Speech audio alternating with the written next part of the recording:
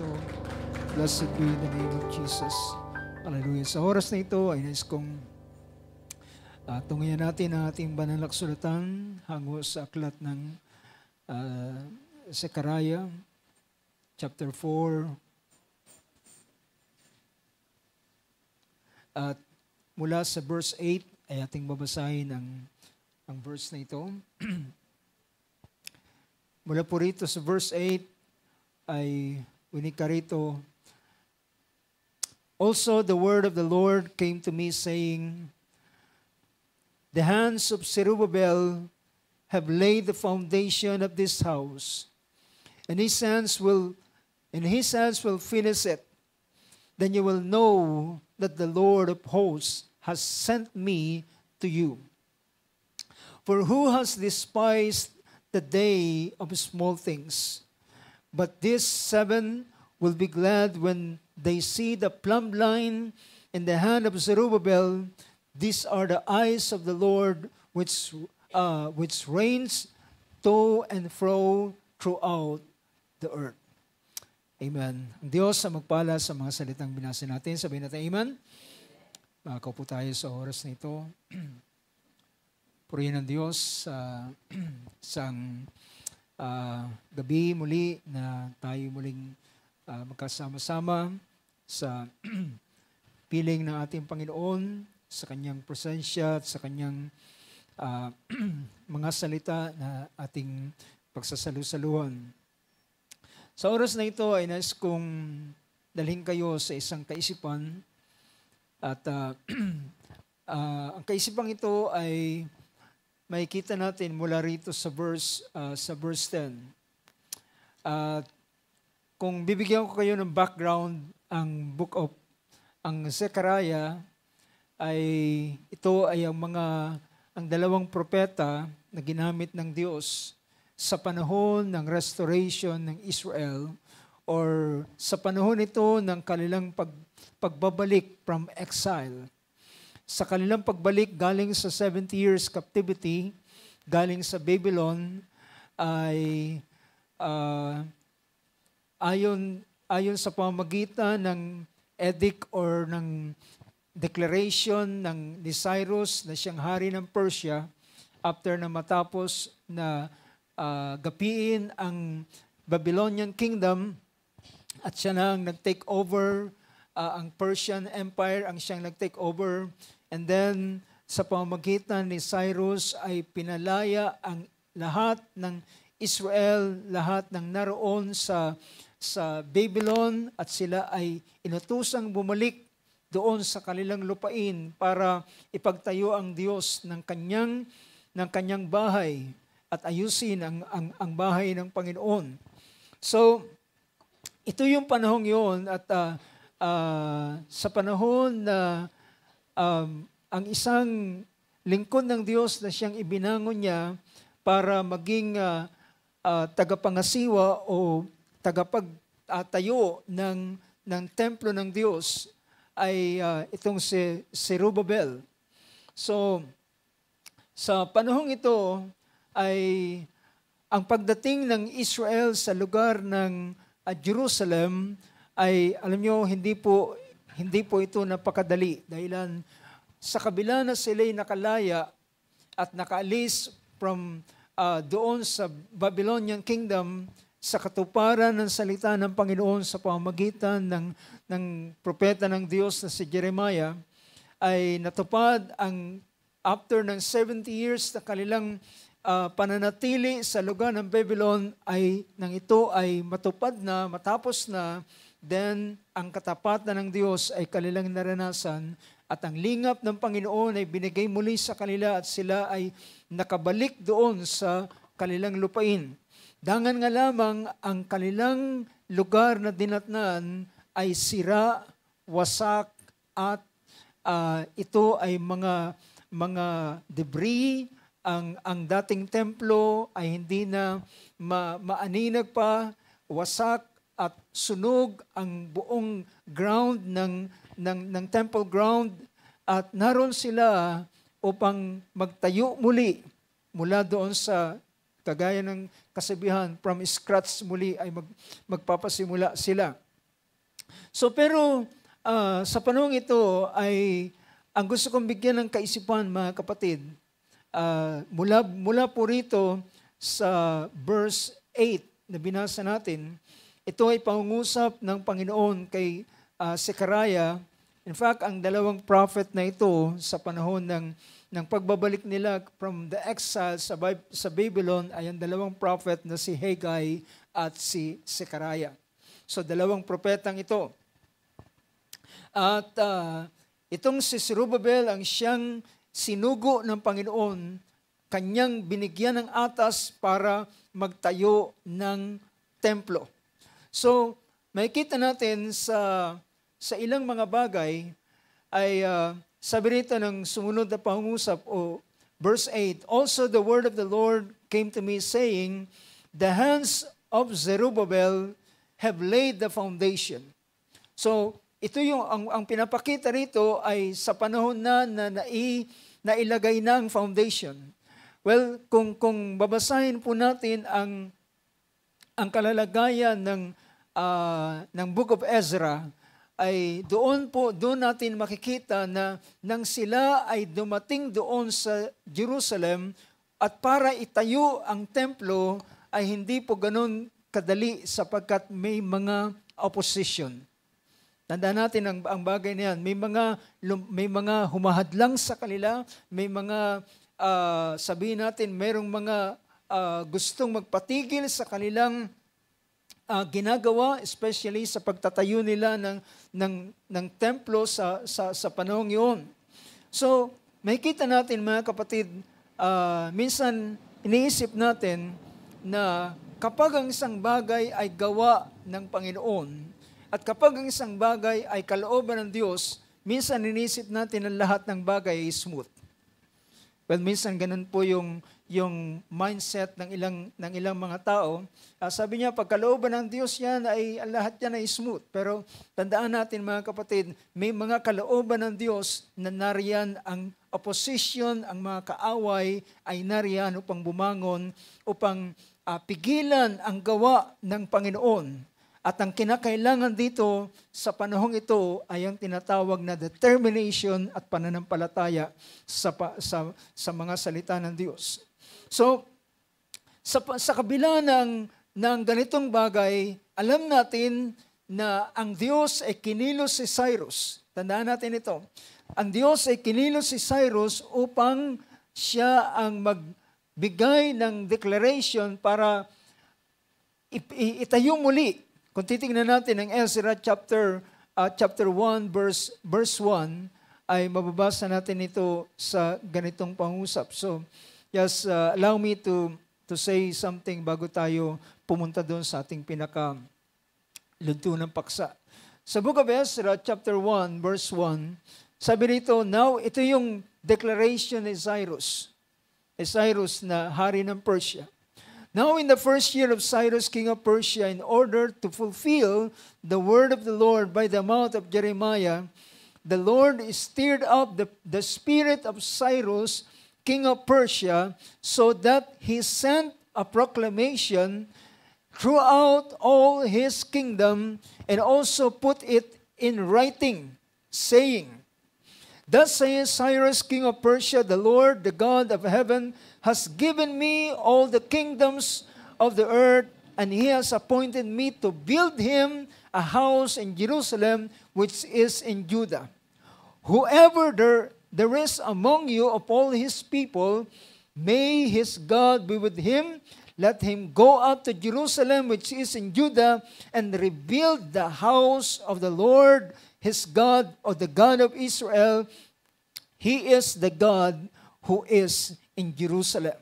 So, makita natin na kalooban ng Diyos na sila ay bumalik doon sa Jerusalem. At ang utos ng Diyos sa pamamagitan ni Cyrus ay magtayo ng templo, na magtayo ng kanyang bahay para sa kanya.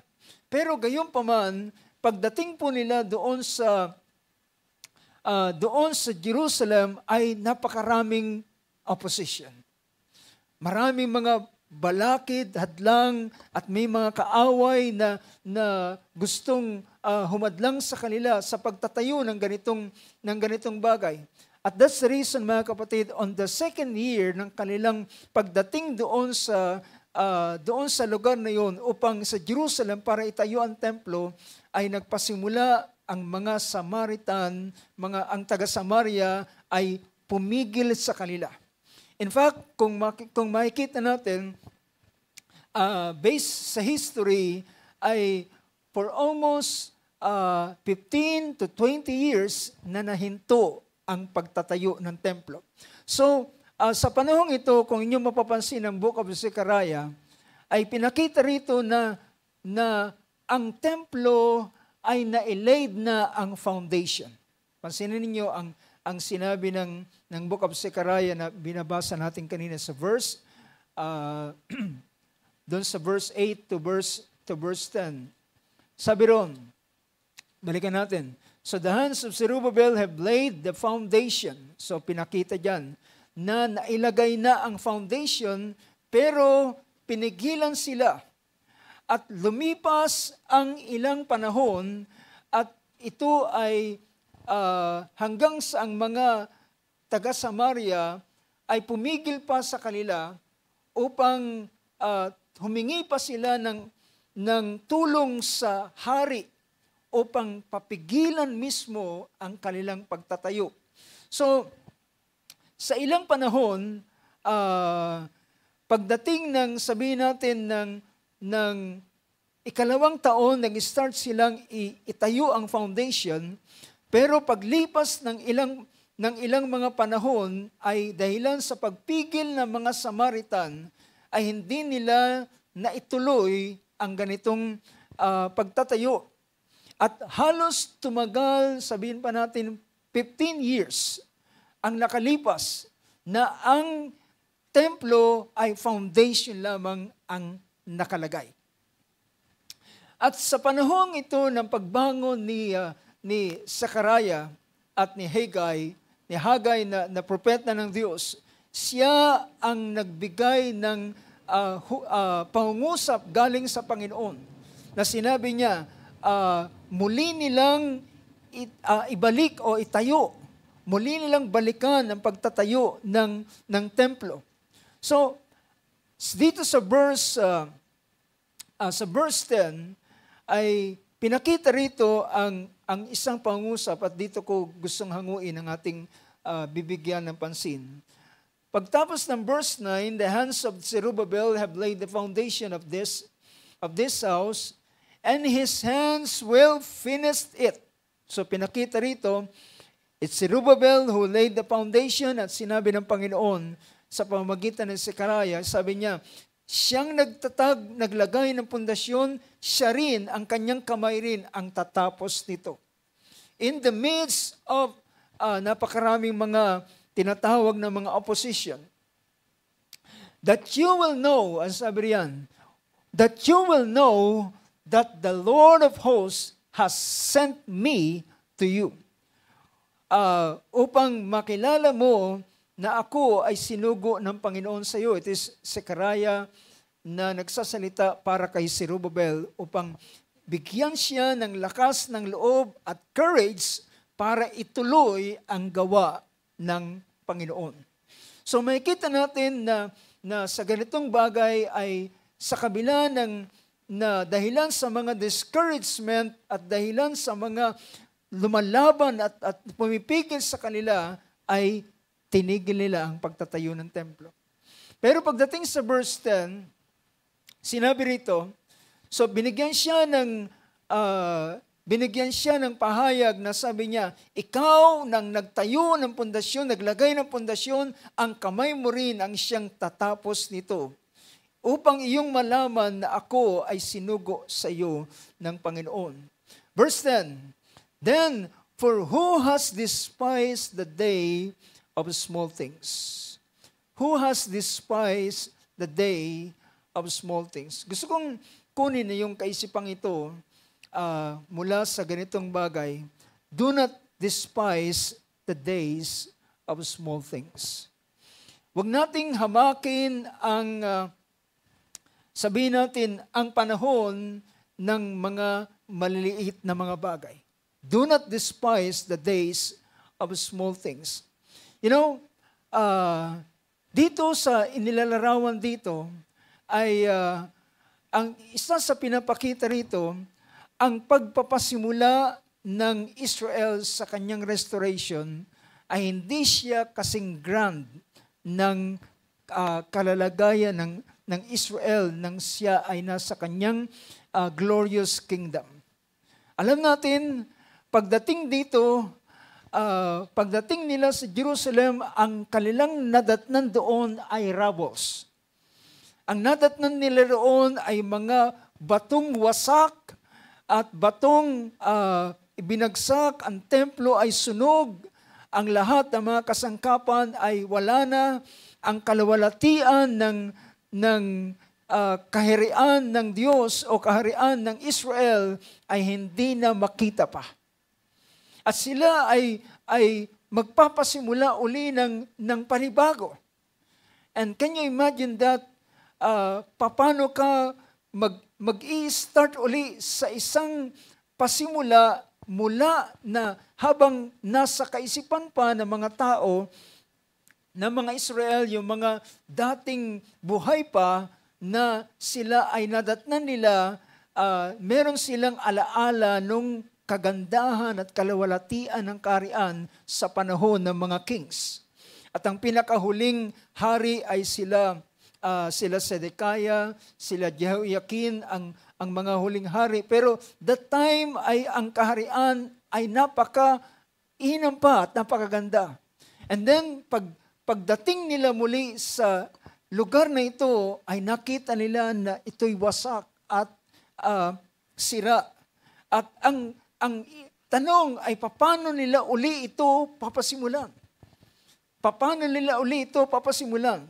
Now, alam nyo, sa ating panahon ngayon, ay usually, ay ang nakaka-attract sa tao ay ang mga tinatawag na mga, sabihin natin, yung mga grand beginning. Diba? Sa pagpapasimula pa lamang ng isang, halimbawa, isang establishmento, isang business, ay ang gusto nila kagad ay isang magarbong pagpapasimula. At ito ang siyang nakaka-attract ng atensyon ng mga tao. Diba? Tama ba? Nakuha niyo yung punto ko? Kapag ang isang bagay ay nagpasimula ng magarbo, maganda, at maluwalhati, well, it attracts the people. Ito ay nag-attract ng mga tao. Ngunit alam niyo mga kapatid, sometimes ang Diyos sa kanyang paraan ay hindi ganito. Nakukuha niyo ba mga kapatid? Hindi ganyan minsan usually, naalala kong sa paksa ng ating kapatid sa kanyang pangusap, God hides Himself in simplicity and reveals Himself in the same way. Itinatago ng Diyos ang kanyang sarili sa kanyang kasimplihan. And usually, ang Diyos ay ang Panginoon ay nagpapasimula sa maliit na bagay. Kaya ang paksa nating bibigyan ng pansin ay do not despise the days of small things. Huwag mong hamakin ang panahon o yung araw ng mga maliliit na mga bagay. Dahilan, makikita natin na ito yung ginawa ng Panginoon. So, pansinin natin ang ganitong pangusap niya. Sabi niya, ang verse na yon, ang verse 10, sabi niya, for who has despised the day of small things? But these 7 will be glad when they see the plumb line in the hand of Zerubbabel, and these are the eyes of the Lord which reigns to and fro throughout the earth. Tingnan nga natin ang wikang Tagalog. Sabi niya, sapagkat sinong magsihamak sa araw ng maliliit na bagay? Sapagkat ang 7 ito ay magagalak at ang makikita nila ay ang pabatong tingga, yung pabatong tingga, yung tinatawag na plumb line, o yung sa iba pang sa Tagalog ay yung hulog, the plumb line. Pabatong tingga sa kamay ni Zerubbabel, ang mga ito'y mga mata ng Panginoon na magpaparot parito sa buong lupa. Now, sa ganitong paraan ng pagpapasimula, well, napakahirap na task ito para kay Zerubbabel at para sa bayan ng Israel. But at this time ay na-laid na nila ang foundation, and in the midst of this situation, napakaraming mga opposition. At isa pa, ang pinakamabigat dito ay yung mga Samaritan ay kumuha sila ng kautusan galing sa hari para sila ay patigilin sa kanilang pagtatayo ng templo. So, ganon kahirap ang kanilang sitwasyon, pero ang nais ng Panginoon sa panahong ito, at pagkatapos ng ilang mga pangyayari, mapapansin ninyo, sa panahon ni Haggai, sa panahon ng isang propetang ito na si Haggai, sa chapter 1,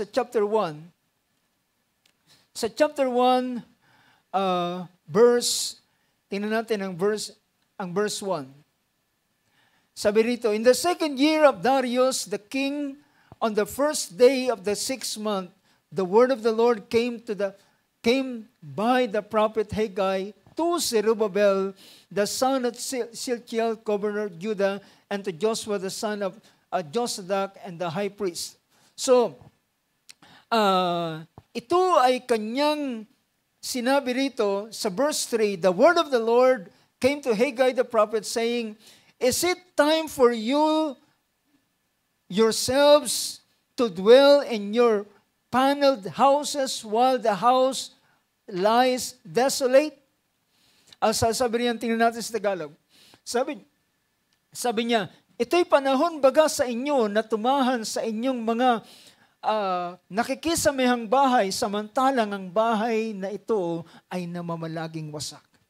So dahilan po sa mga tao na ayaw silang bigyan ng pagkakataon na ipagpatuloy ang trabahong ito, at sa kabila at isa pa, ay merong utos galing sa hari sa panahon yun upang patigilin sila sa paggawa. Ngunit mga kapatid, isang panahon ng propeta ng Diyos ay binangon, o ang Diyos ay binangon ang mga propetang ito upang bigyan uli at gisingin uli ang courage ni Zerubbabel para ipagpatuloy ang trabahong ito, ang gawain ito. Ngunit, nakikita natin, sabi nga, ito'y napakahirap dahilan paano sila magpapasimula.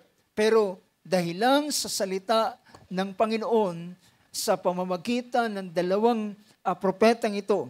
Mapapansin ninyo, kung babasahin ninyo, wala tayong time para bigyan ko kayo ng pansin, bigyan natin ng pansin ang ilang mga bagay. Pero makikita natin yun sa loob ng sunod-sunod na buwan. The 6th month, the 7th month, and the 8th month ay may mga propesiya na ibinigay ang Diyos sa pamamagitan ng lingkod na ito na si Haggai at si Zechariah. So, kung titingnan natin at babalikan yung bahaging ito, so, ang kingdom ay bagsak. Ang templo ay wasak at sira. Ngunit ang Diyos ay magpapasimula ng isang panibagong paggawa. Ang Diyos ay magpapasimula ng panibagong paggawa. At paano ito makikita uli sa kanyang kaluwalhatian? So makikita natin sa isang pangungusap dito. Can you ma-imagine natin sa kabila ng ganitong kalalagayan ng bansa o ng Jerusalem, at narito mayroong propeta ng Diyos na magsasabi ng ganito. Basahin natin sa chapter 2 ng Book of Haggai. sa verse 4. Now, over verse 3, starting verse 3. So pinakita rito, sa verse 3 sa wikang Tagalog, sabi niya, sino ang nananatili sa inyo na nakakita sa bahay na ito? Well, ang tinutukoy niya ay, sino ang mga yung buhay na umalis dito sa lugar na ito na nakita nila ang kaluwalhatian ng Israel sa kanyang napakagandang kaharian at pumunta sa Babylon at nakabalik after 70 years. So pagdating nila ay halos malulumo talaga ang sino man na makita ang ganitong kalalagayan ng Jerusalem. Pero sabi niya, sino ang nananatili sa inyo na nakakita sa bahay na ito ng kanyang dating kaluwalhatian? At paanong nakikita ninyo ngayon? So in comparison noon at ngayon, hindi baga sa inyong mga mata ay parang wala? It is sabi rito, who is left among you, who now this temple who saw this temple in its former glory. Nakita niya sa kanyang dating kaluwalhatian, and how do you see it now? At paano niya ito nakikita ngayon? Nakita mo dati ang former glory, and how do you see it now? So parang iisipin mo, paano siya makakabalik sa kanyang kaluwalhatian? That's the question. Ang tanong, paano siya makakabalik? So, lahat ay nandoon ang mga rubbles, ang mga wasak, sunog na templo, at ang tanging pinapasimula nila, inilagay ang foundation, pero hindi pa nila inituloy. Ngunit ngayon, sabi niya, ang tingin mo, does it not seem to you like nothing in comparison? Kung titingnan mo ay parang walang kakahinatnan. Nakukuha niyo ba yung punto ko, mga kapatid? Kapag magpapasimula from ground zero at magpapasimula uli at magre-rebuild ng kagaya ng dati, at ibabalik sa dating kalalagayan, ay napakahirap makita. Alam niyo yung dahilan? Una, pinapakita ko, nariyan ang mga opposition. Pangalawa, resources. Ibig sabihin, wala silang sapat na kakayanan. Wala silang sapat na pera. Well, lumabas sila doon sa Babylon na mga ordinaryong buhay lamang. Hindi sila mayaman. Hindi kasing katulad ng ang Israel ay lumabas ng Egypt, well, meron silang mga dalang ginto, pilak, at mga alahas galing na sinamsam nila mula sa mga Egyptian. But dito, mga kapatid, kulang sila ng resources. At saan nila kukunin ang mga bagay na yon para muling ibalik ito sa kaluwalhatian? At mga kapatid, sa ganitong bagay, talagang kung titingin in human perspective, ay napaka-imposible paano ito mai-restore sa dating bagay. Now, tingnan natin. Does it not seem to you like nothing in comparison? Sa tingin mo ay halos wala kang makita. But now, verse 4, ngunit ngayon, sabi niya, gayon may magpakalakas ka ngayon, O Zerubbabel. Magpakalakas ka ngayon, Zerubbabel, sabi ng Panginoon, magpakalakas ka, O Josue, na anak ni Josadak, na pangulong saserdote, at magpakalakas kayo, kayong buong bayan sa lupain, sabi ng Panginoon, kayo'y magsigawa sapagkat ako'y sumasa inyo, sabi ng Panginoon ng mga hukbo. Amen. Now, mga kapatid, alam nyo ba, minsan ang tayo, in our human perspective, tayo'y laging nakatingin sa pera. Tayo'y laging nakatingin sa resources. Tayo'y laging nakatingin sa mga bagay kapag merong material na mga bagay. Posible ang mga bagay na yun kasi nariyan ang pera, nariyan ang mga resources. But kapag wala ng ganitong bagay, it seems for us it is impossible. Pero sa kabila na sila'y wala ng mga resources, ang bagay na mahalagang pinakita ng Panginoon sa kanila, ako ay suma sa inyo. America say amen to that. Well, mga kapatid, hindi ko sinasabing hindi natin kailangan ng pera. Hindi ko sinasabing hindi natin kailangan ng anumang mga bagay na resources. Pero ang pinakamahalaga, pwedeng nariyan ang mga resources na yan, nariyan ang pera, nariyan ay lang mga bagay, ngunit kung ang Panginoon ay wala, saan ito makakarating? I hope you get my point. But, if God is for us, at sabi natin, Panginoon, seek ye first the kingdom of God and His righteousness, and all these things will be added unto you. Amen. So sabi rito, but now, take courage, O Zerubbabel, declares the Lord. Take courage also Joshua, the son of Josadak. Si Zerubbabel, siya yung magtatayo ng templo. Siya yung nag-laid ng foundation. Si Joshua, siya yung high priest. At sabi niya, and all you people of the land, take courage. Kayong mga tao sa buong lupain ay magpakalakas sa iyo. Kayo, sabi ng Panginoon, and work, declares the Lord, and work, for I am with you, declares the Lord of hosts. Gumawa kayo, sabi ng Panginoon ng mga hukbo.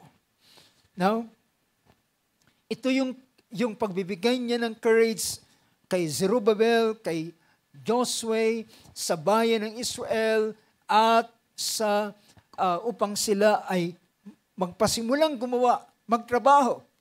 Well, sa panahon ito, hindi nila alam kung saan ang mga manggagaling ang mga resources. Pero ang sumunod na pangungusap, verse 5, tuloy natin.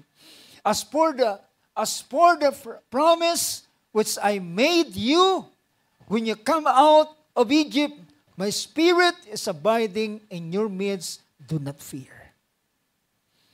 Sabi niya, kagaya ng pangako, sabi ng Tagalog, kagaya ayon sa salita na aking itinipan sa inyo.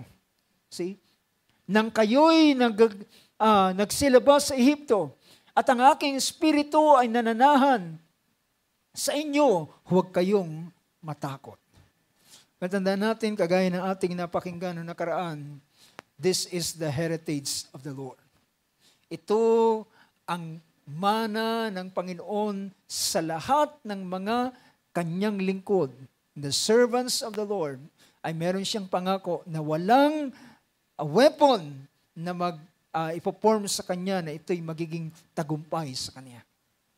At ito'y sinabi niya, and as for the promise which I made you when you came out of Egypt, my spirit is abiding in you, in your midst, do not fear.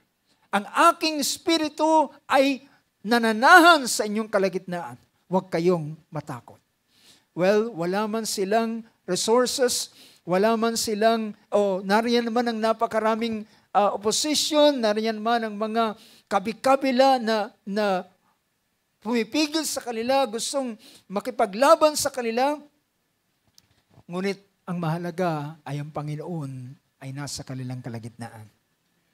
The Lord is in their midst. Do not fear. Verse 6, for thus says the Lord of hosts, once more in a little while, I am going to shake the heavens and the earth, the sea, and also the dry land. I will shake all the nations, and they will come with the wealth of all nations, and I will fill this house with glory, says the Lord. Tingnan natin ang wicked Tagalog sa verse 6. Sapagkat ganitong sabi ng Panginoon ng mga hukbo, minsan na lamang sandaling panahon at aking yayanigin o ugain ang langit at ang lupa at ang dagat at ang tuyong lupa. At, next verse, at aking uugain ang lahat ng bansa at darating ang mga bagay na nais ng lahat na bansa at aking pupunuin ang bahay na ito ng kaluwalhatian, sabi ng Panginoon ng mga hukbo. Well, mga kapatid, habang sila'y nakatingin doon sa rubbles, habang sila'y nakatingin doon sa pundasyon lamang, habang sila ay naroon sa parang sa tiwangwang na field, at habang tinitingnan nila, well, it is impossible. In human standpoint, sa paningin ng tao, ay napaka-imposible. Pero sabi ng Panginoon, sa lugar na ito, ay sabi niya, ito ay aking pupunuin ng aking kaluwalhatian, sabi ng Panginoon. Well, ang Diyos, ang kanyang nakikita, sa lugar na ito, ay magkakaroon ng isang templo uli. Magkakaroon ng isang kaluwalhatian uli ng tabernakulo, isang templo na magkakaroon ng kaluwalhatian, at ang kaluwalhatian ito ay kanyang pinapakita ay ang darating na panahon ng kaluwalhatian. Sabi niya, sa Tagalog ay hindi masyadong binigyan ng pansin yung verse 7 dito. I will shake all the nations and they will come with the wealth of all nations. Darating sila ng kayamanan ng lahat ng mga bansa, and I will fill this house with glory, says the Lord of hosts. Dahil ang sabi ng Panginoon, the silver is mine and the gold is mine, declares the Lord of hosts. And verse 9 sabi riyan, at ang huling kaluwalhatian ng bahay na ito ay magiging lalong dakila kaysa dati, sabi ng Panginoon ng mga hukbo, at sa dakong ito ay magbibigay ako ng kapayapaan, sabi ng Panginoon ng mga hukbo. You know, naalala ko yung statement na sinabi ni Paul na ginamit niya sa chapter 4 ng Book of Romans, calling those things which be not as though they were. Tinatawag ng Diyos as ang bagay na gayon na nga, bagamat hindi pa gayon. Dahilan sa tingin ng Panginoon, kagaya ng kanyang tingin kay Abraham, si Abraham ay tinitingnan niya bilang ama ng mga bansa. Isa siyang walang anak, ang asawa niya ay baog, siya ay matanda na, pero ang tawag sa kanya ng Panginoon, Ama o Abraham, a father of many nations. At si Sarai ay Sarah, na isang prinsesa. Now, makikita natin sa ganitong bagay. Well, napakahalaga mga kapatid na tayo ay magpasimulang tumingin kung paano ang Panginoon ay tumitingin sa isang bagay. Tinitingnan ng Panginoon ang lugar na yan sa kabila na walang bagsak, pundasyon lamang.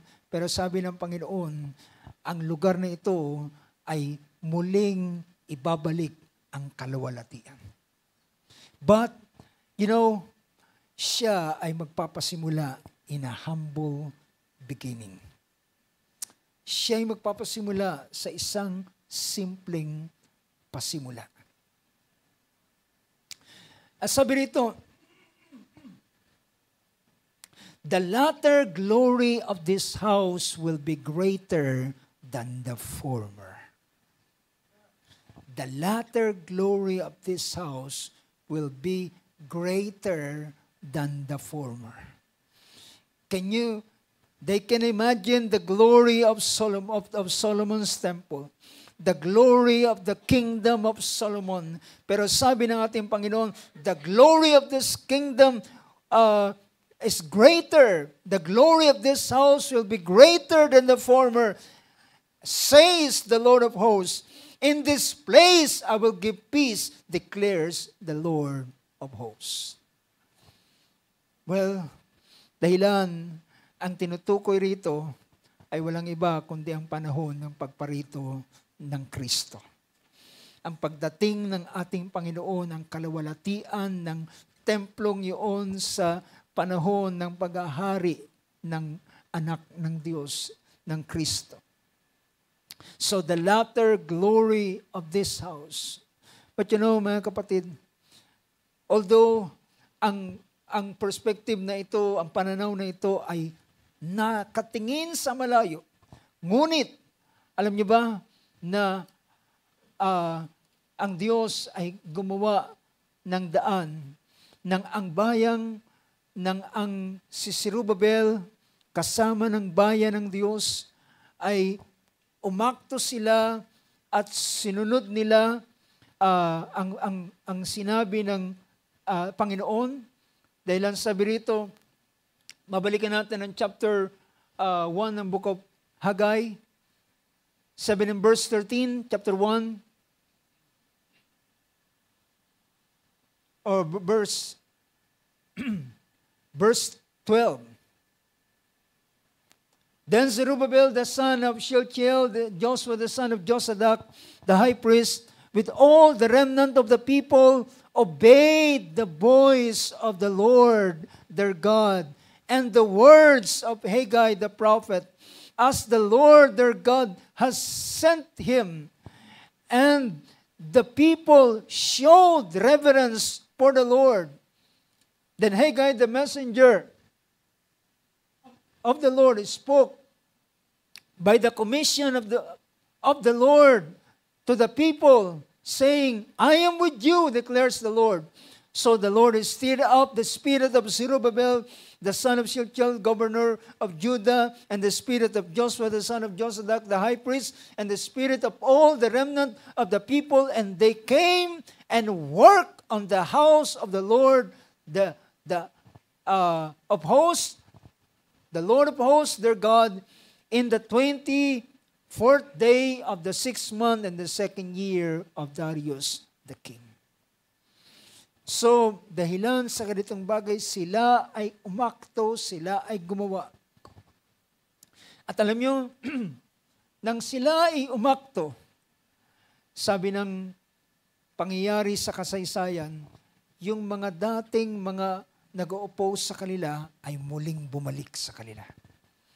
At alam niyo, sabi sa kanila, sino nagpahintulot sa inyo na itayo uli ang templong yan? Hindi bagat ibinigay na, ibinaba na ng hari ang deklarasyon na ipatigil ang paggawa ng templong yan. Ngunit ang mga lalaking ito ng Diyos ay nagpasimulang nangusap ng ganitong bagay. Mababasa natin ito sa Ezra. Sa Ezra chapter 5.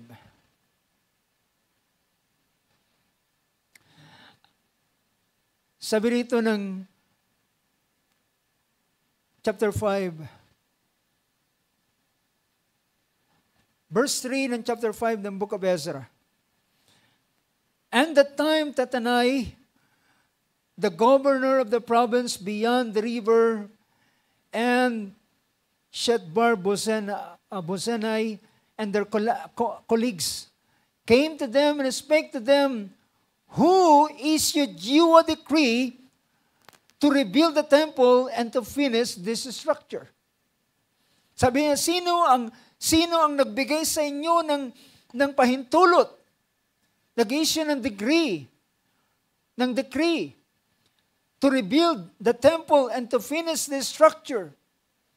Then we told them, ito yung malakas, ito yung courage nila, ito yung kanilang sinalita at sinabi.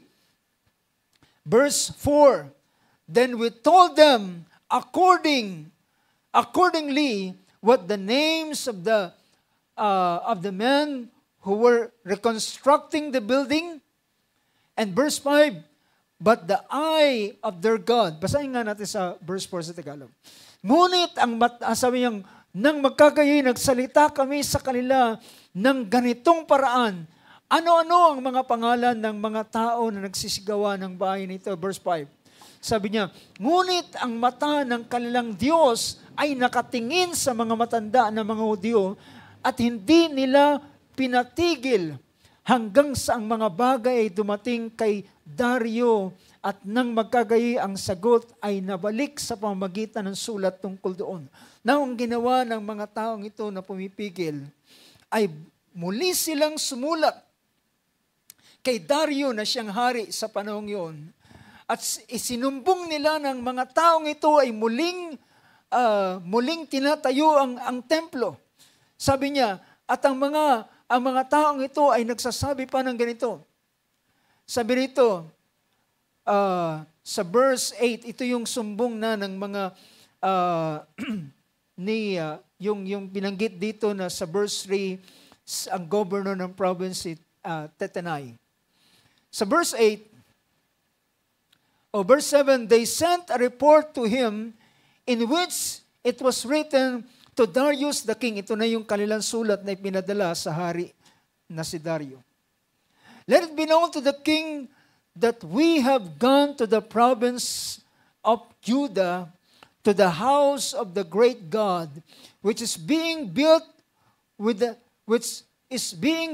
huge stones, and beams are being laid in the walls, and this work is going on with great care and is succeeding in their hands. So nagpapatuloy daw yung bahay na yun na ginagawa at nagpapatuloy. And verse 9, then we asked those elders, tingnan natin ang verse 9 sa Tagalog, nang magkakayi, tumanong kami sa mga matatandang iyon at nagsabi sa kanila ng ganito, sino ang nagbigay sa inyo ng pasya upang itayo ang bahay na ito at upang yariin ang kutang ito? Verse 10. Aming itinanong naman sa kanila ang kanilang mga pangalan na patotohanan sa iyo upang aming maisulat ang mga pangalan ng mga tao na nangungulo sa kanila. Next verse. At ganito sila nagbalik ng sagot sa amin na nagsasabi, kami ay mga lingkod ng Diyos ng buo ng langit at lupa at nagtatayo ng bahay na natayo nitong malaong panahon na itinayo na niyari ng isang dakilang hari sa Israel. So ang sagot nila ay kami, sabi rito, ang verse na yan ay sa verse 11. Sabi niya, and they answered us saying, we are the servants of God of heaven and earth, and are rebuilding the temple that was built many years ago. So, dati na itong pinasimulan, ilalagay na ang pundasyon, sabi niya, kami ay mga lingkod ng Diyos, ng langit at ng lupa, at aming itatayo ang templong ito. With that kind of boldness ay pinakita nila. So, nakarating ang sulat na ito. Then, dahilan sa sabi nila, si Cyrus na hari ay nagbigay sa amin ng pahintulot para itayo ang templong ito. Then by that statement ay yung salitang ito na sinabi nila ay pina-search nila sa kaharian ng Persia kung totoo nga ang sinasabi ng mga taong ito. At ganito ang nangyari matapos na i-search ang kanilang sinasabi. Then sabi rito, matapos na gawa nila ng ganitong sulat, ang ginawa naman ni Darius ay pinapunta doon sa mismong archive at pinahalungkat nila kung meron ng ganitong kautusan. And thank God mga kapatid, nabuklat nila yung kauna-unaang edict at declaration ni Cyrus. At yung mismong nagrereklamong governor sa kanila, ay yun din ang gobernador na inutusan ni Haring Darius na ng ganitong bagay para sa kanila. So, makikita natin mga kapatid, kagaya na aking pinapakita, walang sandata na ipoform sa kanila, laban sa kanila na magtatagumpay. Ang gobernador na pumipigil sa kanila ay ngayon ay siyang gobernador na inutusan ni Darius para magbigay ng ganitong kautusan. Verse 6, ng chapter 6 ng Ezra. Ano sabi diyan? Now therefore, tingnan natin sa ngayon, sabi niya, ngayon nga, Tatnai na tagapamahala sa dako roon, siya yung gobernador, ng ilog, si Setarbos, Nai at ang iyong mga kasama na mga aparsakchita na nasa dako doon ng ilog na magsilayo kayo mula riyan. So ang tinutukoy dito ay sabi niya, and then verse 7, yung keep away from there. Ibig sabihin, wag mo na silang pigilan. Keep away from there. Verse 7, pabayaan ninyo ang gawain sa bahay na ito ng Diyos, ipahintulot ninyo na itayo ng tagapamahala ng mga Hudyo at ang mga matatanda ng mga Hudyo ang bahay na ito ng Diyos sa kanyang dako. Dahilan, nabasa nila mismo yung sinabi ni Cyrus, yung declaration ni Cyrus. At sabi niya sa opisyal na ito, kay Tatnai, keep away from there. Umalis kayo sa kanila. Umalis kayo sa lugar na yan. Pabayaan mo sila. Verse 7, leave this work on the house of God alone. Let the governor of the Jews and the elders of the Jews rebuild this house of God on his site. Moreover, higit pa sa rito. Moreover, verse 8, basahin natin sa Tagalog. Bukod dito'y gumagawa ako ng pasya. Si Darius ay nagbigay ng kapasyahan kung ano ang inyong gagawin sa mga matatandang ito ng mga Hudyo sa pagtatayo ng bahay na ito ng Diyos, na sa mga pag-aari ng hari. So, pansinin niyo yung pangusap na ito. Sabi niya, nagbigay siya ng pasya kung ano ang inyong gagawin sa mga matandang ito na mga Hudyo sa pagtatayo ng bahay na ito ng Diyos, na sa mga pag-aari ng hari, sa makatwid bagay, sa buwis, sa dako roon ng ilog, ang mga magugugol ay ibibigay ng buong sikap sa mga taong ito upang huwag mangagluwat. Masyado malalim yung Tagalog. Alam niyo, sabi rito ng verse 8, moreover, I issue a decree concerning what you are to do for these elders of Judah in the rebuilding of the house. Ito ang aking deklarasyon, sabi niya, patungkol sa pagtatayo ng bahay nito sa pamamagitan ng mga matatanda sa Huda. Sabi niya, bayaan. Sabi niya, the full cost is to be paid to these people. Ibig sabihin, ang hari ay nagbigay ng pondo para sa kanila para ituloy ang bahay nito. Nakuha niyo ba yung punto, mga kapatid? Sila na walang resources. Sila na walang anumang bagay. Pinahintulot ng Diyos na yung mga taong nag-oppose sa kanila ay gumawa ng sulat at ano-anong iniisip nila nang gumawa ng sulat si Tatnai at muling pinadala doon sa hari. Anong iniisip nila marahil? Baka matigil na naman ang ating pagtatayo ng templong ito. Pero they take courage. Sila ay nagpatuloy ng kanilang mithiin para ituloy ang bahay ng Panginoon.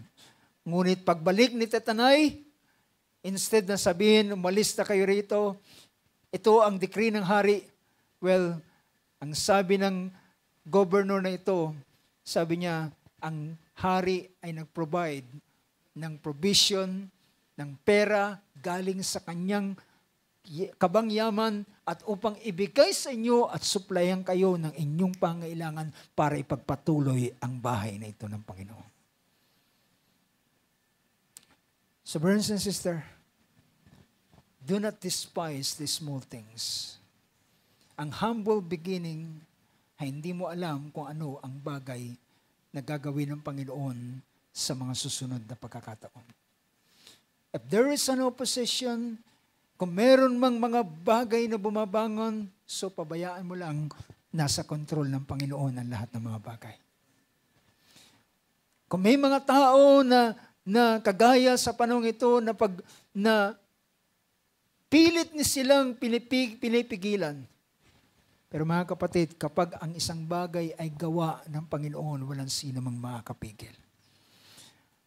Manapa yung mga taong dating pumipigil ay pwedeng baliktarin ang lahat ng mga bagay at sila ang magbigay na ngayon ng pahintulot. God can make everything for His own good and glory. Dating si Pablo na dating muusig, pumipigil, at gustong ipakulong ang mga mananampalataya kay Kristo, ay isang araw ay dumating sa kanila na may pareho ng pananampalataya sa kanila. Dahilan ng gawa ng Panginoon ay hindi kayang pigilan ng sino man. But brothers and sisters, hallelujah, ang tanging bagay ay ipagkatiwala sa Panginoon ang mga pangyayari. So sabi niya, keep away from there. Binigyan niya ng utos yung mga taong pumipigil na ito, umalis kayo sa kanila. Iwanan ninyo sa kanila pabayaan nyo sa kanila ang pagtatayo ng bahay na ito. At sabi niya, at sabi ng hari, I issue a decree concerning this, what you are to do for these elders of Judah in the rebuilding of the house of God. The full cost is to be paid to this people from the royal treasury and of the taxes of the provinces beyond the river, that without delay. Hindi mapipigilan. Ibig sabihin, madalian ninyong ibigay ang kanilang kailangan para may pagpatuloy nila ang gawain sa pagtatayo ng templong ito. Dahilan ng Diyos ang nasa likuran ng lahat ng mga bagay. And sabi ng verse 9 sa Tagalog, sabi niya, at ang kanilang kakailanganin, mga guyang toro, gayon din ang mga tupa, kordero, na ukol sa mga handog na susunugin para sa Diyos ng langit, trigo, asin, alak, langis, ayon sa salita ng mga saserdote na nasa Jerusalem, ibigay sa kanila araw-araw na walang pagsala. Ano man ang kailangan nila. Kailangan nila ng pondo, nag-issue galing sa hari, galing sa treasury ng hari, ibigay sa kanila. At kung ano man ang kanilang kailangan nila ng mga hayop, toro, kordero, ano pa man, mga handog para sa susunugin, diba? Kambing, ano pa man, mga panggatong para sa Diyos, mga langis, trigo, asin, alak, langis, ayon sa salita ng sacerdote, lahat ng kanilang hihingin ay ibibigay sa kanila. Well, brothers and sisters, dahilan, this humble beginning ay hindi mo pwedeng maliitin ang ganitong bagay na tila wala kang nakikita, pero ang Diyos ang nasa likuran ng lahat ng mga bagay. And the more na nakikita nila ang mga opposition, ay minsan ito ay nagladala ng discouragement. Pero alam nyo, kagaya ng sabi ko kanina, Hindi lahat ng sinasabi nating kalooban ng Panginoon ay iniisip natin lahat ay maging smooth. May mga pagkakataon na ito'y kalooban ng Panginoon, but anong sabi ni Apostol Pablo sa kanyang pangusap? May mga open door pero merong mga kaaway. Merong mga kaaway na lumalaban, nag-oppose, pumipigil. But ang tanging dapat gawin is go on. Continue. Take courage. Be of a good courage, kagaya na sinabi ng Diyos kay Josue. Be of a good courage. Be strong and of a good courage. Mga kapatid, sa gawa ng Panginoon ay hindi dito unang-una na sabi natin, siguro kapag meron na tayong pera, saka pwede na tayong kumilos. Well, hallelujah. Sa Panginoon ay baliktad. Ang una ay dapat ay nariyan sa iyo yung courage. Nariyan sa iyo yung determinasyon, nariyan sa puso mo yung gusto mong gawin sa Panginoon, and ang mga bagay na yung kailangan ay kanyang isusupply na lamang. Minsan sabi nila, hindi kasi ako makalakad kasi walang pera. Walang panggastos. Well, ang unang bagay na dapat nating idalangin ay ang courage sa ating mga puso. Ang lakas ng Panginoon, ang ilagay niya sa atin. At kapag ang bagay na yan ay nariyan na sa atin, well, ang finance, ang mga bagay na ating kailangan ay susunod na lamang sa bawat isa sa atin. Well, ang Iglesia ng Diyos, I believe, the Church of God, ay hindi ito pinapakilos ng salapi. Hindi ito pinapakilos dahilan sa salapi. Ang Church of God ay pinapakilos ito ng kapangyarihan ng Diyos. At kapag ang kapangyarihan ng Diyos ay nariyan na lahat ng mga bagay ay susunod na lamang. Hallelujah. So brothers and sisters, do not despise the small things. In fact, sa ilang sandali ay gusto kong tingnan natin ang humble beginning. Ang Diyos, ang perspective, ang nakikita niya sa kanyang kaharian ay isang malawalhati. Pero ang malawalhating kaharian yan, ang malawalhating kalalagyan ng kaharian ng Diyos, alam nyo, ito ay nagpasimula sa hindi katanggap-tanggap na bagay sa paningin ng tao. Laging ang pananaw ng Diyos, anong sabi ng Isaiah chapter 55, pinakita roon, pinakita ng banal na kasulatan, sabi niya, ang kanyang paraan ay hindi kagaya ng ating paraan. Ang kanyang paraan ay mataas kaysa sa ating paraan. Ang ating iniisip ay mas malayo kaysa sa kanyang iniisip. Kaya kung ating bibigyan ng pansin ang bagay na ito, ay sabi ng verse 8 ng chapter 55, "For my thoughts are not your thoughts." How many can say amen? "For your thoughts are not my thoughts, nor are your ways my ways, declares the Lord. For as the heavens are higher than the earth, so are my ways are higher than your ways."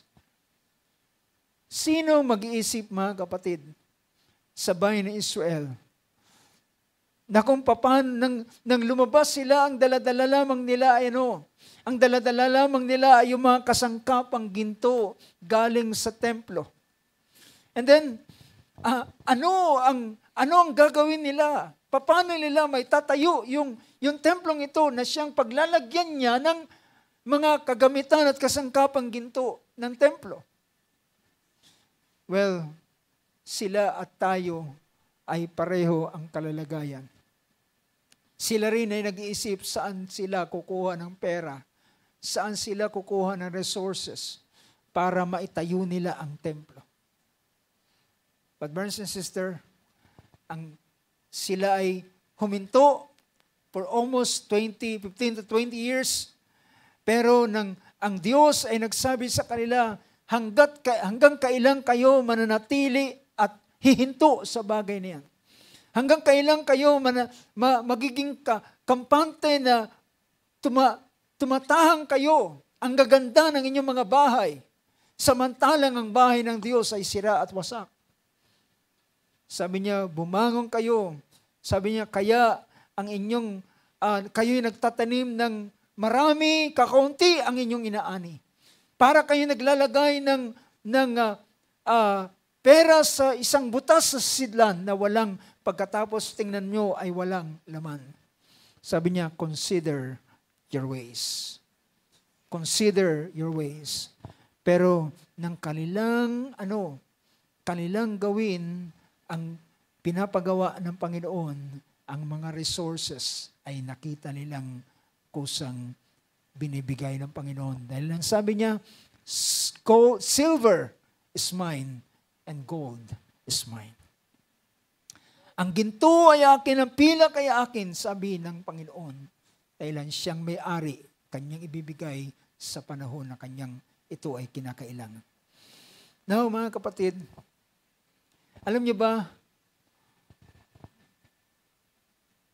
kung ang templong ito ay pinakita sa ganitong bagay, alam niyo ba ang pagpapasimula muli ng kaharian ng Diyos ay ito ay sa isang small beginning. Ito isang maliit na pasimula. At ang pasimulang ito ay hindi ito katanggap-tanggap sa paningin ng tao. Alam niyo ba nang pinasimulan ng Panginoon ang kaharian? Nang pasinisimula ng Panginoon ang kaharian ay actually ang pagpapasimula ng kaharian ng Diyos ay ito bukod sa dumating ang hari, pero para pasimula ng kaharian ng Diyos, alam niyo ba kung anong nangyari? Ang hari na inaantay nila na magpapasimula ng kaharian, ang haring ito ay namatay. Did you know that? Na ang pasimula ng kaharian ng Diyos ay kamatayan ng hari. Tingnan natin ang sinasabi ng book of 1 Corinthians. 1 Corinthians chapter 1. Sabi ng 1 Corinthians chapter 1,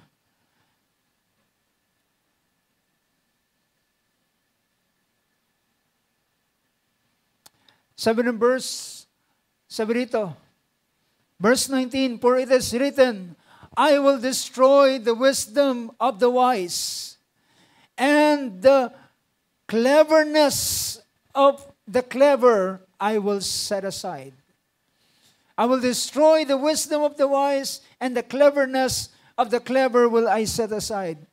Sabi niya, ang karunungan ng mga marunong, ng mga pantas, at ang katalinuhan ng mga matatalino ay aking iwawaglit.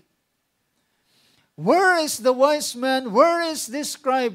Where is the debater of this age? Has not God made foolish the wisdom of this world?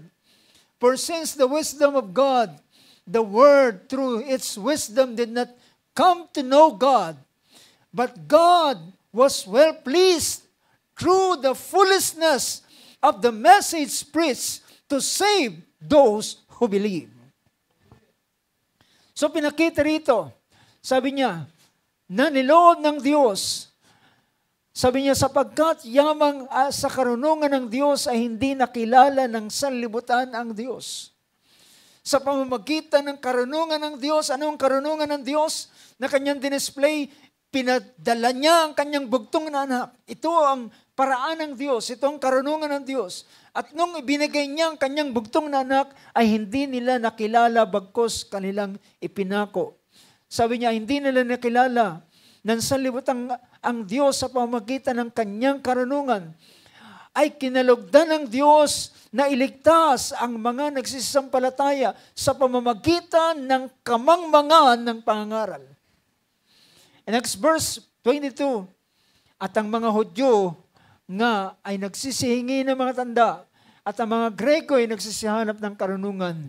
Datapwat ang aming pangaral ay ang Kristo na napako sa krus na sa mga Hudyo ay katitusuran o stumbling block.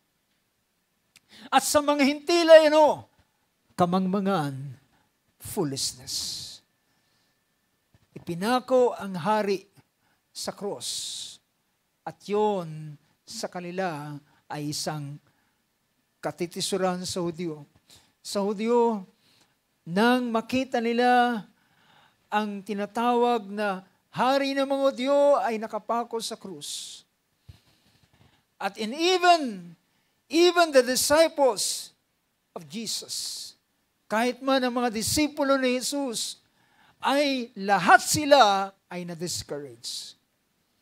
Lahat sila ay hindi nila matanggap ang ganitong bagay. Akala ko ba siya ang magliligtas sa amin sa aming mga kaaway? Ngayon, nakikita namin siya nakabayubay sa krus, helpless, and later on, lifeless. Wala ng buhay. At nakita nila kung paano pinako sa krus. At ang pagkapako sa krus, ang pinakamababang ginagawa sa mga, usually mga kapatid, ang crucifixion ng mga Romans ay ginagawa nila ito sa mga slave.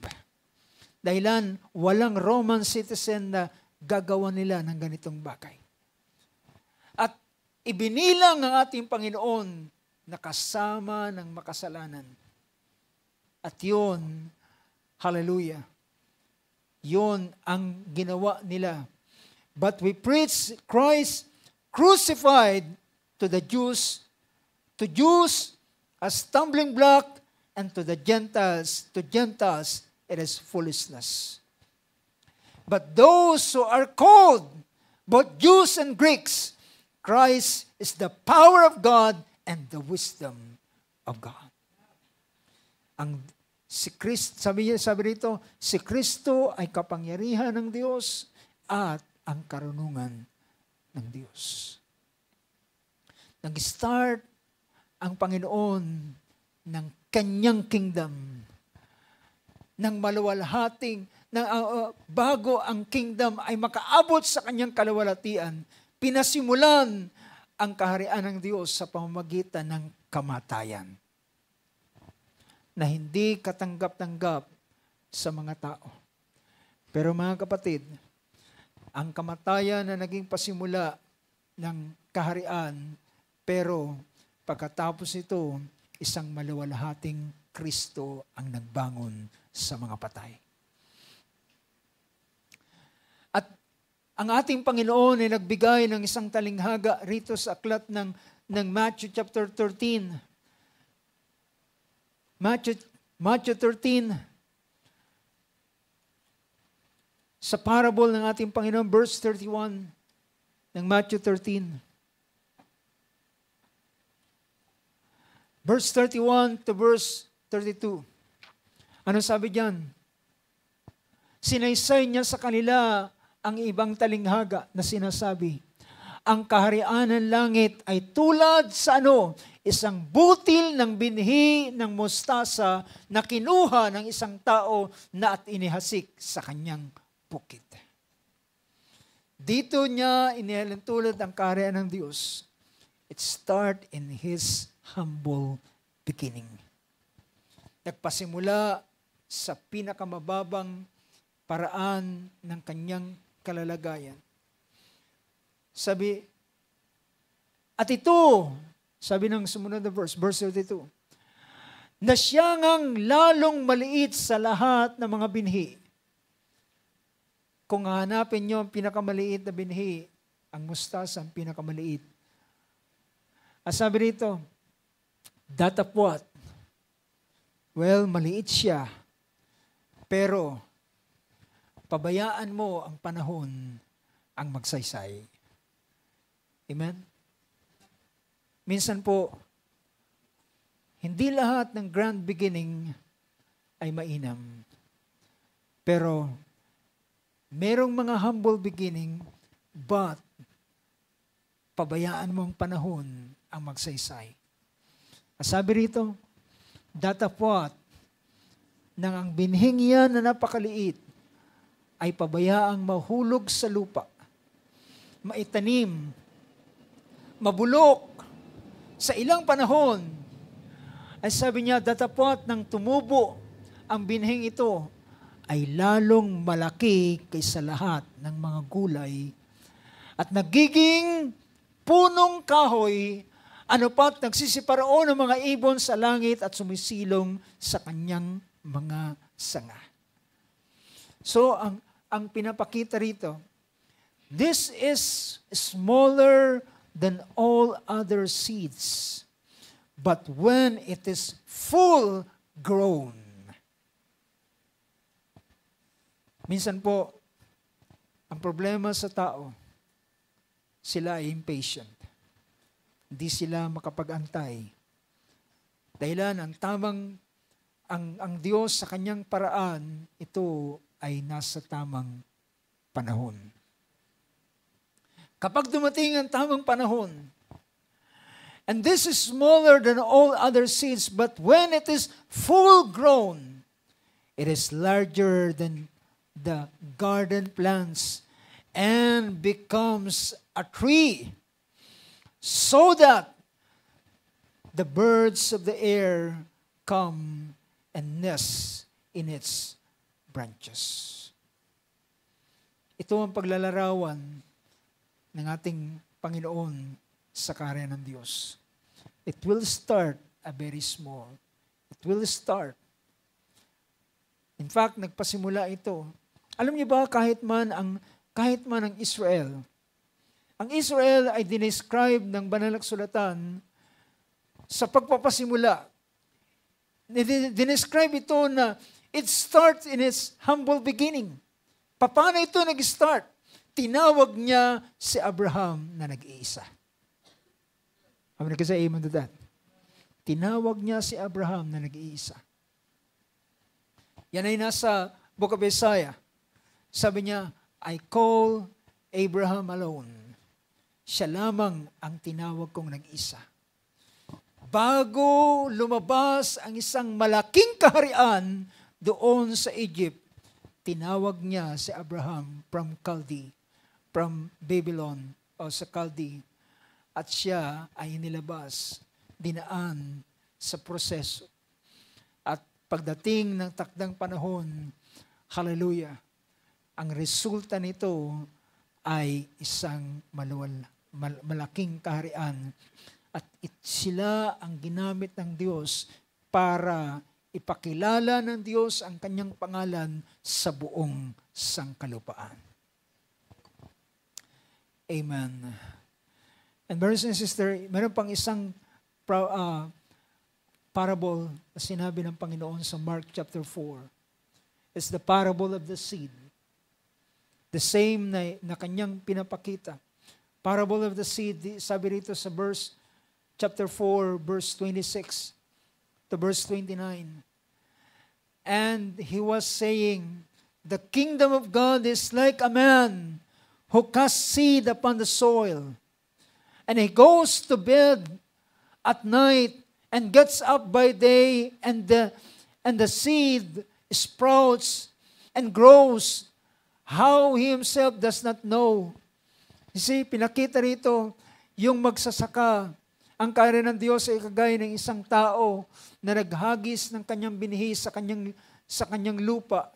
At siya'y natutulog sa gabi at bumabangon sa araw na kung paano sumisibol ang kanyang binhi ay hindi niya alam. Hindi niya naman ito tinitingnan, pero doon sa kanyang pagkatapos niyang itanim, well, ang isa sa bagay, mga kapatid, na ginagawa ng binhi ay tahimik siyang sumisibol. Tahimik siyang sumisibol growing quietly. Hindi siya maingay hindi siya nag-iingay. Tahimik siya na sumisibol doon. At tahimik siyang nag-sprout. At gumigising ang magsasaka. Natutulog, gumigising, hindi niya alam paano ito tumutubo. But it grows quietly.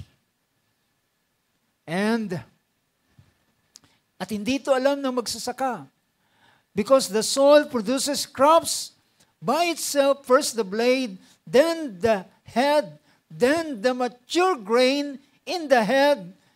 But when the crop permits,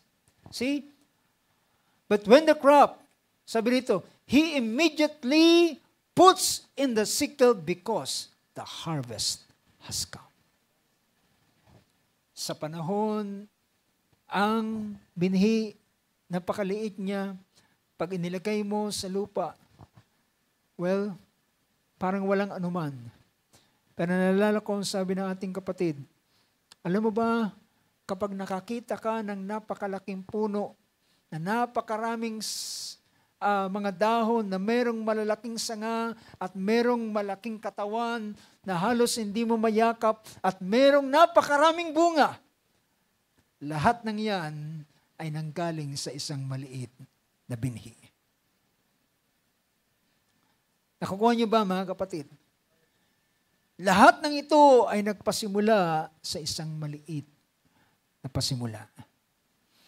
Lahat ng mga dahon na hindi nauubos, lahat ng yan ay naroon. Ang potential na ito ay naroon sa seed. Now, sa buhay ng bawat isa sa atin, ay masabi ko, ito ang pinahayag ng Book of Zechariah, do not despise the days of small things. Isang araw, ang kaharian ng Diyos ay makikita sa kanyang kaluwalhatian, but it start in a very humble beginning. At naniniwala ako na ang lahat ng bagay ay merong nalayunin ng Diyos ay nagpapasimula sa ganitong bagay. At masabi ko na merong isang pinakita, isa pang illustration na pinakita sa banal na kasulatan, ang maluwalhating kaharian ng Panginoon ay sinabi rito sa pinakita ito sa isang panaginip ni Nabucodonosor. Nakakita siya ng imahe, gold, silver, bronze, iron and clay. Pero doon sa kanyang panaginip, ang kanyang hindi may paliwanag, merong isang maliit na bato ang pinutol mula sa bundok. At ito'y nagpasimulang gumulong. Alam niyo ba, basahin ko yung verse na yan. Sabi ng Daniel chapter 2, sabi rito ng verse 34, you continued looking until a stone was cut out without hands. Pansinin niyo yung salita dyan. Iyong titingnan hanggang sa may matibag na isang bato. Sa English, ang tinawag doon, hindi rock, but a stone. Alam natin, ng stone ay isang maliit. A stone was cut out without hands, and it struck the statues on its feet of iron and clay and crushed them. Then the iron, the clay, the bronze, the silver, the gold were crushed all the same time, and it became the chaff from the summer threshing floor, and the wind carried them away, and not a trace of them was found, but the stone that struck the statue became what? Became a great mountain, and it filled the whole earth. the stone that struck the statue became a great mountain. Naging isang malaking bundok. At ang bundok na ito ay pumuno sa buong lupa. Ang tinutukoy dito, the glorious kingdom of our Lord Jesus Christ. Ang maluwalhating kaharian ng ating Panginoon. Well, mga kapatid, I believe it also applies in our personal life. It also applies in the ministry. It also applies sa ilang mga bagay na ang mga na kapag ang isang bagay ay may kinalaman sa kalooban ng Diyos, well, kahit yan ay kalooban ng Diyos, makakakita ka ng mga opposition. Makakakita ka ng mga trials, mga suffering at ilang pang mga bagay. But be of a good courage. American say amen. Be of a good courage. Dahilan, hallelujah, ang bagay na yan ay isang daan lamang na iyong pinagdaraanan. At kung iyong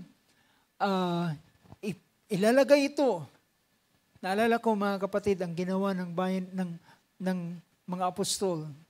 In fact, ng ating Panginoong Hesus ay namatay. Ang tanging ginawa niya ay ginroom niya ang 11 disciples. At ang mga 11 disciples na ito, ang siyang ginamit niya para pakalat ang kanyang mga salita. At sabi ng banal na kasulatan, ang sabi ng mga tao sa mga mananampalatayang ito, ang mga taong ito ang nagbaligtad ng mundo. They turned the world upside down. Now, brothers and sisters, I believe kung ang ministeryong ito, sa dakong ito, ay ang Panginoon ang siyang nagbigay, nagbangon, naglagay. It starts in a humble beginning. But,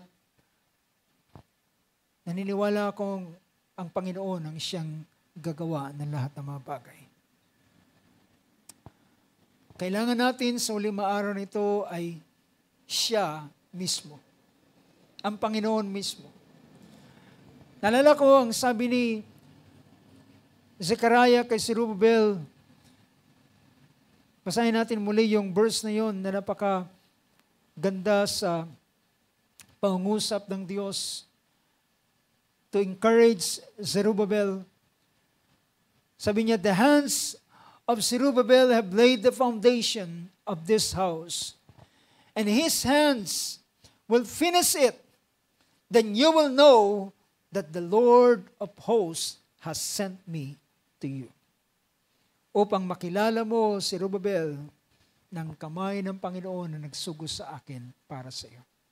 Na siya ang tamang, siya ang tao ng Diyos na inilagay to lay the foundation and to finish the work of God. Hallelujah. Ang ginawa ng bayan ng Israel nang sila ay nakakaranas ng opposition sa Acts chapter 4. Ang mga apostol ay pinagbabawalan na wag na silang mangusap sa pangalan ng ating Panginoon. What they did is they prayed together. They gathered after nang sila ay manggaling doon sa council at matapos silang i-threaten. Sabi na, wag na kayong mangangala sa pangalang ito. Ngunit sabi ni Pedro, kayo ang humatol. Sino ang dapat namin sundin? Ang tao o ang Diyos? But as for us, sabi niya, para sa amin, aming gagawin kung anong sinasabi ng Panginoon. And they leave the council. And they gathered together at sila ay nanalangin at itinaas nila sa Diyos ang lahat ng mga bagay. At sabi niya, Panginoon, tingnan mo ang pagtetreat, ang kanilang pananakot sa amin. At paano nila gustong pigilan ang aming gawain. At sa kanilang prayer, sabi nila sa chapter 4 ng Book of Acts, sabi rito, sa verse 28, to do whatever your hand and your purpose predestined to occur.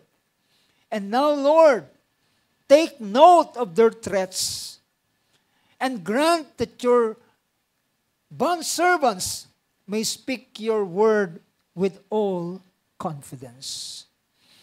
While you extend your hand and to heal, and signs and wonders take place through the name of your holy servant Jesus. And when they had prayed, the place that they had gathered together was shaken, and they were filled with the Holy Spirit, and began to speak the word of God with boldness.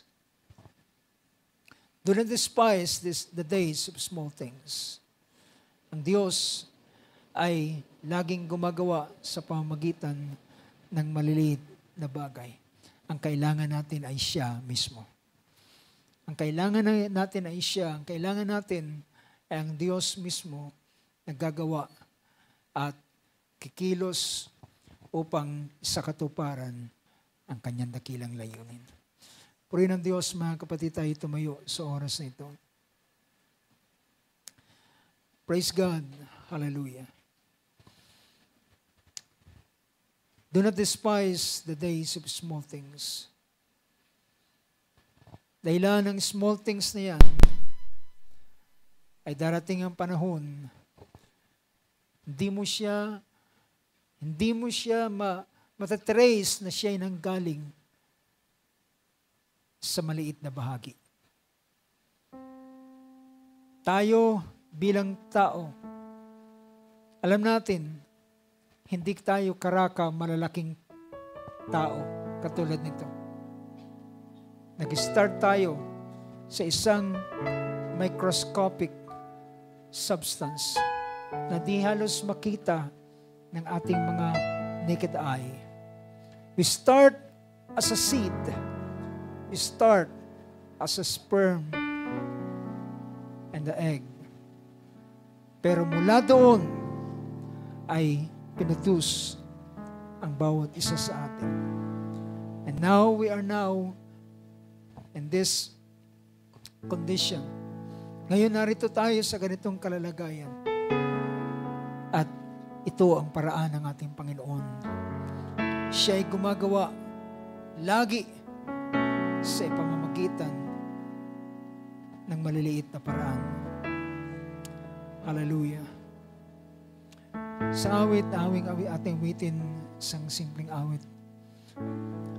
Lord, I believe, all things are possible. Lord, I believe. Let's bow our heads. Hallelujah.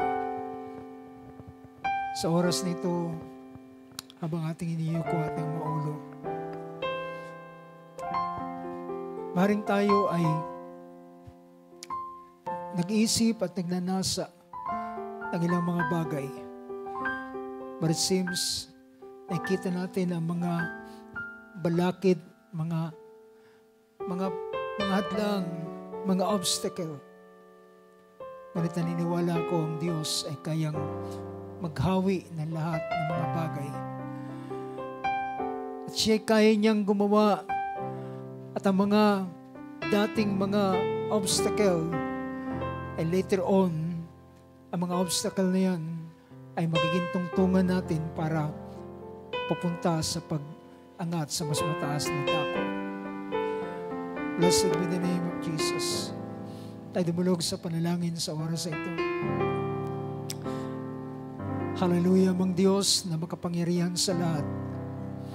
Sa oras na ito, Lord God, ay aming pinaniniwalaan ang iyong paraan, Lord. Aming pinapaniwalaan ang iyong karunungan, Panginoon.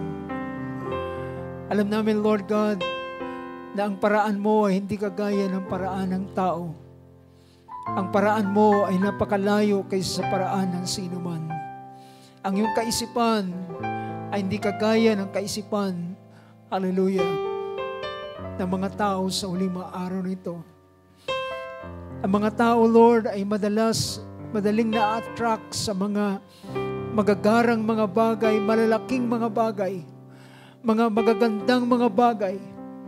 But Lord God, hallelujah, Ikaw ay kapag kumikilos at gumagawa, naalala namin sinabi ng Book of Isaiah patungkol sa aming Panginoong Hesus, siya ay katulad ng isang halaman na bumangon o tumubo sa isang tuyong lupa. Walang kagandahan na makikita sa kanya. It start in a humble beginning. Nagpasimula sa sabsaban na walang kagandahan. Ipinanganak sa sabsaban, hindi sa mararangyang kaharian. Hallelujah. Binalot ng swaddling clothes na ito'y nanggaling na ginagamit sa mga hayop. Ngunit Lord God, you start in a humble beginning, but you end at your glory. Ikaw ay nagtapos sa kalawalatian, Panginoon. O Lord God, sa huling maaraw na ito, nais namin kilalanin ang mga humble beginning na aming naranasan sa huling araw na ito, Panginoon, sa anumang aspeto ng aming buhay. Hallelujah. Ito man ay aming personal na buhay. Ito man ay aming paglilingkod sa iyo. Ito man ay may ang ministeryo, Panginoon. Ito man ay anumang bagay sa aming buhay. O Lord God, aming kinikilala at hindi namin maliliitin ang mga maliliit na pasimula na yung ginagawa sa amin. At kahit man, Panginoon, ang mga pinagdadaan ng mga opposition, pinagdadaan ng mga balakid at atlang sa aming buhay, sa aming paglilingkod sa iyo. But Lord God, give us this courage, Lord. Tulungan mo kami maging malakas. Tulungan mo kami, Panginoon, at palakasin mo ang aming pagkataong panloob, Panginoon, na kami ay magpatuloy pa rin sa kabila ng mga opposition, sa kabila ng mga pagsubok na pwede naming maranasan at maaring aming naranasan. Ang mga kawalan, O Lord, na aming naranasan, Panginoon, na hindi ito kayang pumigil, hallelujah, sa isang malawalhating bagay na naghihintay sa iyong mga anak at sa bawat isa na iyong mga lingkod, Panginoon. O Lord, sino kami, hallelujah, sa buhay na ito? Kami ay mga taong walang anuman. Kami ay mga makasalanan na iniligtas lamang ng iyong biyaya, Panginoon. But isang araw, Lord, ay dadalhin mo sa iyong kalawalatian, Panginoon. Truly, Lord God, lahat kami ay walang may pagmamalaki at nagpasimula kami sa isang maliit na pasimula, Panginoon. Ngunit salamat na ang iyong layunin sa amin ay isang malawalhating, hallelujah, karangalan na nag-aantay sa iyong mga anak, Panginoon Diyos. Lord, we believe that, Lord. We believe that, O Lord God. Hallelujah. Ano man ang iyong layunin, ano man ang iyong plano, Panginoon, ano man ang iyong perspective na nakikita o pagtingin na nakikita sa amin, kung kami ay nakikita mo, Panginoon, na isang kabahagi sa isang iglesyang malawalhati, Panginoon, sa kabila na kami, hallelujah, ay puno ng maraming mga bagay, maraming kahinaan sa buhay, Panginoon. But Lord Jesus, hallelujah, salamat, iyo kaming ginawang kabahagi sa dakila at malawalhating kaharian ito, Panginoon. At ang mga bagay na aming pinagdaraanan na hindi ito kayang bumago ng iyong layunin sa bawat isa sa amin. O Lord God, pinupuri ka namin at tinataas sa oras na ito, Panginoon. Tinataas ko, Lord, ang bawat mga kapatid, Panginoon, na sila ay may mga bagay na pinagdaraanan sa buhay. Ito may karamdaman, Panginoon. Ito may mga kasalatan, pangangailangan sa buhay. Hallelujah. Ito man ay mga suliranin, Panginoon. O Lord Jesus, hallelujah. Tulungan mo kami to have this to be strong and to have a good courage, Lord, sa aming mga puso. Hallelujah.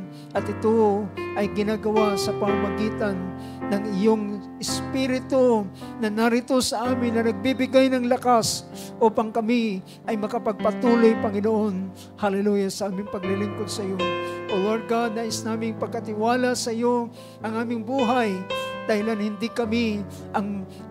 ang sino man ang magpapasya ng aming buhay, Panginoon, kundi ito ikaw.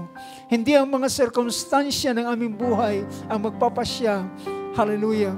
Hindi ang mga pangailangan at kasalatan na magpapasya kung sino kami. Lord, kami ay mga pinagpala sa iyong harapan, Panginoon. Itong disenyo, Lord, na iyong inilagay sa bawat isa sa amin. Hallelujah. Kaya Lord, dalangin ko, ikaw ang Diyos na magbigay ng sapat na biyaya sa iyong mga anak. Hallelujah. Sa uling mga araw nito, Ama. Lord God, ang kapurihan ay sa iyo, ang kalawalatian ay sa iyo. At aming nais na kilalanin at hindi namin kailanman, hallelujah, mamaliitin ang maliliit na bagay. Hallelujah. O Panginoon Diyos, mawi sa iyo ang kapurihan, karangalan, ang pagpapasalamat. Lord God, may you bless this little congregation, Lord. I-bless mo rin, O Diyos, ang maliit na ministeryong ito, Panginoon. O Lord God, it start in a humble beginning. But Lord Jesus, hallelujah, pinagkakatiwala namin ito sa iyo. Ang kailangan namin ay ikaw mismo, Panginoon. Ang kailangan namin, Lord, ay ang iyong banal na presensya. Ang kailangan namin ay ang paggiya mo, ang pag-akay mo, ang pangunguna mo, Panginoon. O Lord God, hallelujah. And the rest, Lord God, kung ikaw ay narito sa amin, kung ikaw ay aming kasama, and the rest, Lord, ay yung idaragdag na lamang sa bawat isa sa amin. Panginoon Diyos, yan ang aming dalangin. Makasama ka namin sa bawat panahon ng aming pagkakatipon. Makapiling ka namin, Panginoon, sa bawat gawain na aming isasagawa. Hallelujah. O Lord God, hindi kami nakatingin sa anumang mga bagay. Ang aming tinitingnan at ang aming pinakananasa ay ikaw, ang iyong Espiritu sa aming kalagitnaan. At Lord, hallelujah, kung mapipigati namin ang iyong Espiritu, dinadalangin namin na kami ay iyong ipagpatawad sa amin. At nais namin ikaw ay lagi naming makasama, Panginoon. At ikaw ay may layang mangusap at pagpahayag sa iyong mga anak, Panginoon. Lord, hindi lamang kami sa dakong ito, kundi ang mga kapatiran na nanonood, na kasubaybay via online, Lord, ikaw mag-bless sa kanila, Panginoon Diyos. O Lord God, hallelujah. Ang pagpapala mo ay hindi mo i-contain sa isang dako lamang. Ang iyong pagpapala, O Diyos, ay tatagos sa sino man na bawat mga binhi ni Abraham na iyong mga pinagpala. O Lord God, sa iyo ang kadakilaan at pagpapasalamat at ang aming pagtatapos ng maliit na gawain ito ay binabalik namin sa iyo ang buong parangal, buong pagpapasalamat at buong pagdakila. At ito ay binibigay namin sa matamis at makapangyarihang pangalan ng aming Panginoon at inaasahan ang iyong pag-iingat sa aming pag-ihiwa-hiwalay sa gabing ito, Panginoon. Sa iyo ang kadakilaan, kalawalatian ng pagsamba mula ngayon at magpakailan-kailan paman. Siya nawa. Amen and amen. Praise God. Palapakan natin Panginoon. Praise be to the name of Jesus. Hallelujah. Shall we say, praise the Lord? Praise God. Hallelujah. At habang ating inaawit ang ngawit na